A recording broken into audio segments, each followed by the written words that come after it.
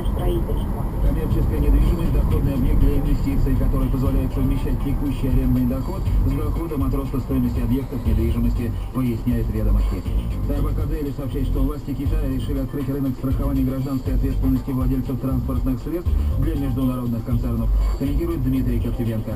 Так, 10 лет тому назад членом ВТО Китай взял на себя обязательство обеспечить свободный доступ иностранцев и в эту финансовую отрасль. Однако за формальным ее открытием последовало возведение различных преград для конкурентов. Так, страховым компаниям приходится долго ждать получения лицензии на осуществление своей деятельности, что, например, для такого гиганта отрасли, как концерн Альянс, стало громадным разочарованием, и в целом в ряде случаев страховщиков иностранцев принуждают вступать в партнерские отношения с китайскими компаниями. В итоге, по оценке экспертов PricewaterhouseCoopers, доля зарубежных компаний в КНР в сфере страхования имущества и гражданской ответственности сейчас составляет всего 1,1%.